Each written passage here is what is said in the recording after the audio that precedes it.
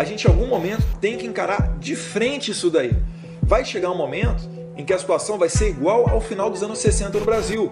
Se a esquerda radicalizar esse ponto, a gente vai precisar ter uma resposta. E uma resposta, ela pode ser via um novo AI-5. Pode ser... Eduardo Bolsonaro pode ser cassado, porque o que ele cometeu, o seu pronunciamento e a sua forma de defesa da ditadura, inclusive apontando caminhos com o AI-5, num modelo AI-5, é na verdade uma atitude não apenas conspiratória, mas contra o poder que ele participa, para o qual ele foi eleito. Então, há elementos no Código de Ética, há elementos na Constituição e há elementos na sua atitude que ferem a Constituição e o Código de Ética que podem levá-lo à cassação. As condições políticas para isso são de outra natureza. As condições técnicas, as condições legislativas existem. As condições políticas se dão na medida que este parlamento cansou, ele está esgotado também do que significa Jair Bolsonaro, a sua família, os milicianos que eles representam.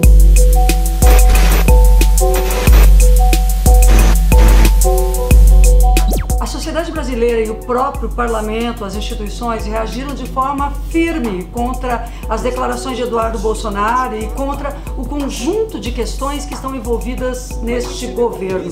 E se eles começarem a radicalizar do lado de lá, a gente vai ver a história se repetir. Aí é que eu quero ver como é que a banda vai tocar. Muito obrigado, senhor presidente. Que governo é este? Que Estado está sendo produzido no Brasil? O autoritarismo foi às raias do absurdo no último período. Tanto é que a apologia à ditadura, aos seus crimes, a violência, ao AI-5, voltou à pauta nacional. Só falar nisso já teve um significado dentro do parlamento, porque a Câmara dos Deputados e o Senado foram instituições fechadas pela ditadura militar com o AI-5. Aqui também reverberam as frases daqueles que lutaram pela democracia e embalados por pessoas que perderam a vida do lado de fora destes muros, dessas paredes, mas que defenderam uma Constituição que foi composta e preservada ao longo de 30 anos. Eu creio que o parlamento reagiu à altura, mas o que será do próximo período? Quando se tem um presidente da República, alguém sentado naquela cadeira, que na verdade está citado nas circunstâncias mais absurdas de um crime de extermínio. Em qualquer circunstância, manipular possíveis provas que possam indicar a verdade sobre um assassinato é crime. Não entregar para a perícia, não ter realizado a perícia e a pessoa citada buscar esses áudios, como confesso, Jair Bolsonaro e os seus integrantes da família, isso é um crime gravíssimo, não apenas de obstrução de justiça, mas é uma tentativa de apagar vestígios que levam à resolução de quem matou Marielle, de um assassinato, de um crime de extermínio. 2 pessoas foram fuziladas. Ele tomar daquela guarita, do condomínio, as informações e as gravações, cinicamente dizendo que era para preservar os áudios, é na verdade um movimento de desespero para se autopreservar e a sua família, mas sobretudo é um crime de responsabilidade de quem está na presidência da República. É passível de impeachment. Como duvidar que a milícia do Rio de Janeiro tenha envolvimento com tudo isso e como desconhecer que estas figuras na presidência da República e no governo atual se valeram da força das milícias e alimentam essas milícias politicamente já há muito tempo? Nós não temos como fechar os olhos. Nós estamos mais do que com a democracia em vertigem, como disse Petra, ou em crise.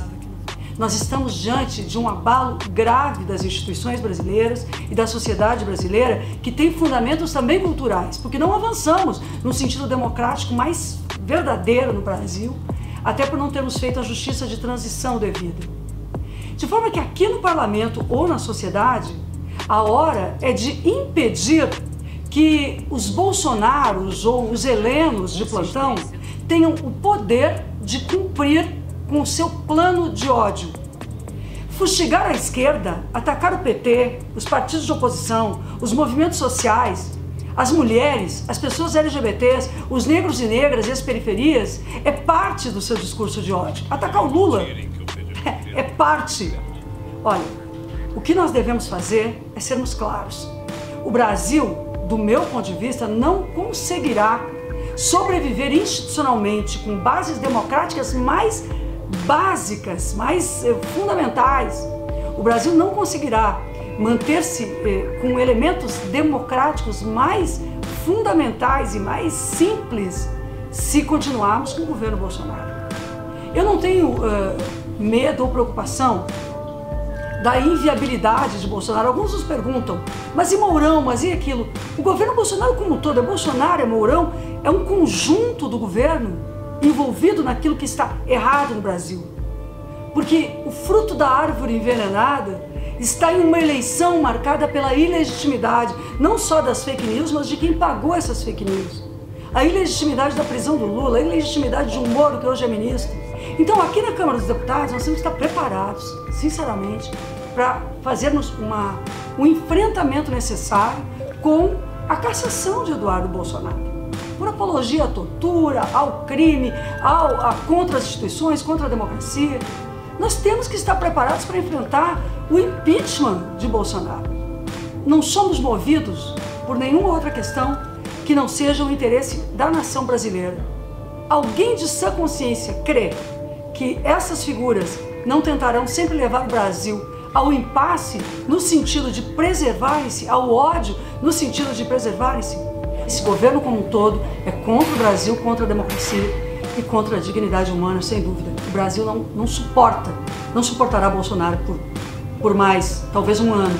Mas nós temos que nos preparar, porque precisamos recuperar a democracia no Brasil, a participação da sociedade e a consciência das pessoas do que mais do que a democracia não há nada importante no país.